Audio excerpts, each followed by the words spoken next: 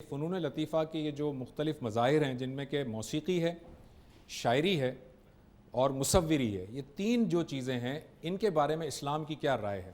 جس طرح کہ آپ نے فرمایا انسان کے اندر جو ایک بڑی چیز رکھی گئی ہے وہ اس کی حصے جمالیات ہے۔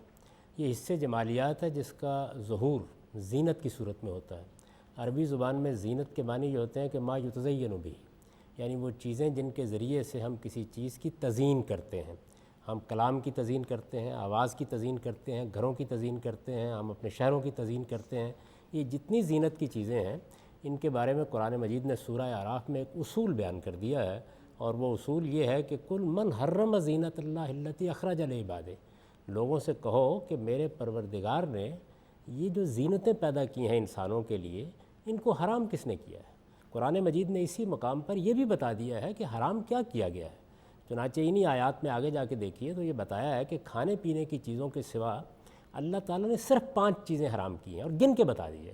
قل انما حرم ربی، یعنی ان سے کہہ دو کہ میرے رب نے صرف یہ چیزیں حرام کی ہیں، اور وہ کیا ہے؟ فواحش کو، بدکاری اور اس کے لوازم کو حرام کیا ہے۔ اسم یعنی حق تلفی کسی کی آپ کریں، بغی یعنی آپ کسی کی جان مال آبرو کے خلاف زیادتی کریں، وان تشرک باللہ ما لم ینزل بہ سلطانہ، بغیر کسی دلیل کے اللہ کا کسی کو شریک ٹھہرائیں، وان تقولوا علی اللہ ما لا تعلمون، اپنی طرف سے دین بنا کے پیش کر دیں۔ تو یہ چیزیں ہیں جن کو حرام ٹھہرایا گیا ہے۔ چنانچہ فنون لطیفہ میں بھی کوئی چیز اصلاً ممنوع نہیں ہے، اس کا غلط استعمال ہوتا ہے۔ وہ آپ کسی بھی چیز کا کر سکتے ہیں، شاعری کا بھی کر سکتے ہیں، موسیقی کا بھی کر سکتے ہیں، مصوری کا بھی کر سکتے ہیں۔ یہ چیزیں چونکہ انسان کی لطیف حص سے متعلق ہیں تو اس وجہ سے ان کے غلط استعمال کے امکانات بھی زیادہ ہو جاتے ہیں بعض اوقات۔ ان کے بارے میں متوجہ بھی کیا جائے گا، توجہ بھی دلائی جائے گی، کیونکہ ان 5 چیزوں میں سے یعنی اگر موسیقی مثال کے طور پر، شاعری مثال کے طور پر شرک کے فروغ کا ذریعہ بن رہی ہے۔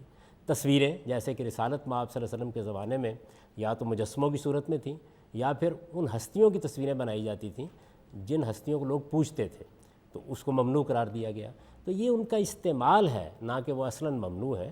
اگر اس میں کوئی شرک کی چیز نہیں ہے، کوئی بدعت کی چیز نہیں ہے، کوئی حق تلفی کی تبلیغ نہیں کی جا رہی، کوئی فحش چیز نہیں ہے، تو ان کے ممنوع ہونے کی کوئی وجہ نہیں ہے۔ قرآن مجید نے بھی یہ بات واضح کر دی ہے اور روایات سے بھی یہی بات واضح ہوتی ہے۔ اچھا، ہم ابتدائی طور پر ایک ایک چیز پر ایک ایک سوال کریں گے، پھر اصل میں چاہوں گا کہ آڈینس کو ذرا زیادہ ہم موقع دیں۔ ابھی ہم قرآن ہی پر رہتے ہیں، حدیثوں پر بعد میں آتے ہیں۔ قرآن مجید میں جو لہو الحدیث کا جو لفظ استعمال ہوا ہے اس سے مختلف ہمارے مفسرین نے یہ رائے اختیار کی ہے کہ لہو الحدیث اصل میں اسی موسیقی سے متعلق کہی گئی ہے بات۔ اس کو آپ کیسے دیکھتے ہیں؟ کیا بات کہی گئی ہے؟ وہ بات یہ کہی گئی ہے کہ رسالت مآب صلی اللہ علیہ وسلم اللہ کے دین کی دعوت لے کے اٹھ کھڑے ہوئے ہیں۔ آپ لوگوں کو خدا کا پیغام سنا رہے ہیں، قرآن مجید کی دعوت پیش کر رہے ہیں۔ کچھ لوگ اس کے مقابل میں ایسی مجالس منعقد کرتے ہیں کہ جو رسالت مآب صلی اللہ علیہ وسلم کی دعوت سے لوگوں کو ہٹانے کا ذریعہ بن رہی ہے۔ تو اس مقصد کے لیے تو آپ ایک کرکٹ کا میچ منعقد کر دیں تو اس پر بھی تنقید ہوگی۔ کسی چیز کا استعمال کیا ہے، میں نے وہی عرض کیا، آپ نے اس کا استعمال کسی غلط مقصد کے لیے کیا، کسی چیز کو غلط طرف لے جانے کے لیے کیا، غلط چیزوں کی ترغیب دینے کے لیے کیا، تو ظاہر ہے کہ اس پہ تنقید کی جائے گی۔ اور قرآن مجید نے بھی اسی پہلو سے تنقید کی ہے۔ ورنہ آپ دیکھیے کہ یہی لہو ہے جس کے بارے میں قرآن مجید یہ کہتا ہے کہ جمعے کے خطبے میں آپ لوگ اس طرف چلے گئے، تجارت اور لہو دونوں کو اکٹھا کر دیا۔ وہ چیز بھی اس وقت ممنوع ہو گئی، یعنی ادھر خدا کا پیغمبر کھڑا ہے، اللہ کے پیغمبر نے دعوت دینا شروع کی ہے، جمعے کا خطبہ دینا شروع کیا ہے، اور آپ نکلے وہاں سے اور نکل کے جا کے آپ تجارت میں مصروف ہو گئے، تو اس موقع پر وہ تجارت بھی ممنوع ہو جائے گی۔ تو یہ اس موقع کی بات ہے، اس کا ان کے اصلاً ممنوع ہونے سے کوئی تعلق نہیں۔ اسی اصول کو میں نے واضح کیا آپ پر کہ اللہ تعالیٰ کے ہاں یہ ساری چیزیں زینت کی تعبیر ہے، یہ سب چیزیں اللہ تعالیٰ کی پیدا کرنا ہے۔ اللہ تعالیٰ کہتے ہیں کہ کون ہے کہ جو ان کو حرام قرار دے گا، یہ سب حلال ہیں۔ حرام بتا دیا کہ کیا چیزیں کی گئی ہیں، لیکن ان میں سے کوئی چیز بھی جن کو حرام کیا گیا ہے وہ اگر ان چیزوں کے ذریعے سے پھیلائی جائے گی، ان کو اس کا ذریعہ بنایا جائے گا تو اس سے روکا جائے گا۔ اچھا جاوید صاحب، یہ شاعری سے متعلق بھی قرآن مجید نے ایک عمومی اسٹیٹمنٹ دیا ہے، خاص کر کے کوئی پن پوائنٹ نہیں کیا، بلکہ کہا ہے کہ شعراء یتبعہم الغاوون۔ تو یہ تمام شعراء کے لیے بات کی ہے قرآن مجید نے، کسی ایک کو الگ تو نہیں کہا؟ نہیں، وہاں بھی دیکھیے تقابل میں ہے، یعنی انہوں نے کہا کہ رسالت مآب صلی اللہ علیہ وسلم شاعر ہیں معاذ اللہ، تو اللہ تعالیٰ نے یہ فرمایا کہ ما ینبغی لہ الشعر، وہ خدا کے پیغمبر ہیں، شاعری ان کے شایان شان ہی نہیں ہے۔ اور پھر اس کے بعد جو عرب میں اس وقت شعراء تھے ان کی تصویر کھینچ دی ہے کہ شعراء کا تو معاملہ اس معاملے میں یہ ہوتا ہے۔ دیکھیے میں نے اس سے پہلے بھی عرض کیا کہ ہمارے مولانا الطاف حسین علی خود ایک بڑے شاعر ہیں، انہوں نے شاعروں کی تصویر کھینچی ہے۔ ایک گناہ گار وہاں چھوٹ جائیں گے سارے، جہنم کو بھر دیں گے شاعر ہمارے، خود شاعر ہیں۔ تو اس کا مطلب کیا ہے؟ اس کا مطلب یہ ہے کہ شاعری جیسی مؤثر چیز کو غلط استعمال کیا جا رہا ہے۔ وہ کانٹینٹ کیا ہے، وہ کیا چیز ہے جسے آپ شاعری میں بیان کر رہے ہیں؟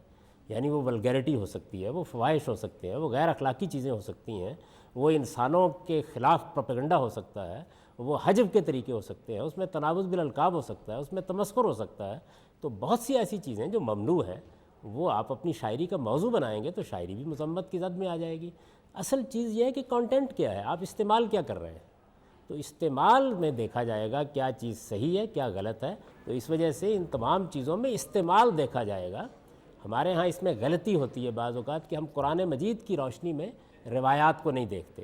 روایات ہمیشہ اطلاقی ہوتی ہیں، یعنی کوئی چیز ہے آپ اس کو غلط استعمال کرتے ہیں۔ اب دیکھیں لاؤڈ اسپیکر ہے، اگر اس کے ذریعے سے آپ ہمسایوں کو جگائیں گے، آپ لوگوں کو آرام نہیں کرنے دیں گے، آپ ایک طالب علم کو پڑھنے نہیں دیں گے، تو لاؤڈ اسپیکر پر پابندی لگائی جائے گی نا۔ جی، یہ اصل میں لاؤڈ اسپیکر کے آلے پر پابندی نہیں ہے، اس کے غلط استعمال پر استعمال پر پابندی ہے۔ تو بالکل یہی معاملہ باقی چیزوں میں ہوگا۔ ٹھیک۔ آج کل حمد و نعت میں آلات موسیقی کا استعمال بہت زیادہ ہو گیا ہے، جو کہ میرے خیال میں تو ایک غلط چیز مانی جاتی ہے بہت سے لوگوں کے ذہن میں۔ تو آپ اس کے متعلق کیا کہنا چاہیں گے؟ میں نے بطور اصول آپ کو بتا دیا کہ ان میں سے کوئی چیز بھی اصلاً ناجائز نہیں ہے۔ استعمال آپ کو دیکھنا ہوگا کہ آپ کسی چیز کو کسی غلط چیز کے فروغ کا ذریعہ بنا رہے ہیں، غلط جذبات برانگیختہ کر رہے ہیں، کیا چیز کر رہے ہیں۔ تو کانٹینٹ دیکھا جائے گا، وہ شاعری میں بھی دیکھا جائے گا، وہ موسیقی میں بھی دیکھا جائے گا، وہ مصوری میں بھی دیکھا جائے گا۔ استعمال کو ہمیشہ موضوع بحث بنایا جائے گا۔ یہ میں آپ سے عرض کروں کہ جیسے میں نے لاؤڈ اسپیکر کی ابھی آپ کو مثال دی، جب یہ پہلے آیا ایک زمانے میں، تو ہندوستان کے، میں کسی ملائے مکتبی کی بات نہیں کر رہا، ہندوستان کے بڑے علماء نے، آپ جانتے ہیں کیا فتویٰ دیا اس کے بارے میں؟ کہ یہ آلۂ لہو ہے، اس کو مسجد میں داخل نہیں کیا جا سکتا، آلۂ لہو ہے۔ اب وہ مسجد میں داخل ہو گیا، اسے نکالنے کے لیے فتویٰ چاہیے، بہت مشکل ہو گئی، یعنی باقاعدہ آپ فوج بھرتی کریں تب بھی نہیں نکال سکتے۔ تو یہ ایسا ہی ہوتا ہے عام طور پر، چیزیں اپنی ذات میں ممنوع نہیں ہوتی، ان کا استعمال کیا ہے۔ اس کے لیے میں نے آپ کی خدمت میں عرض کیا، قرآن مجید نے دیکھیے کیا غیر معمولی کمال کیا ہے، یعنی ایک مقام پر گن کر بتا دیا ہے کہ میں نے حرام کیا کیا۔ میں ہمیشہ لوگوں سے کہتا ہوں کہ قرآن مجید کی سورہ اعراف کی ان آیتوں کو اپنے سامنے لکھ کے رکھ لیجئے، یہ آپ کو حلال حرام کے مسئلے کے بارے میں بے نیاز کر دیں گے۔ گن کے بتا دیا کہ کھانے پینے کی چیزوں کے سوا اللہ تعالیٰ کہتے ہیں میں نے صرف یہ چیزیں حرام کی ہیں۔ تو وہ چیزیں ہیں جن کو نگاہ میں رکھنا چاہیے۔ اگر آپ کی موسیقی، آپ کی شاعری، آپ کی مصوری، آپ کی اداکاری ان میں سے کسی چیز کو لوگوں تک پہنچانے کا ذریعہ بن رہی ہے تو اس کے ممنوع ہونے میں یا اس کے حرام ہونے میں کوئی شبہ نہیں ہے۔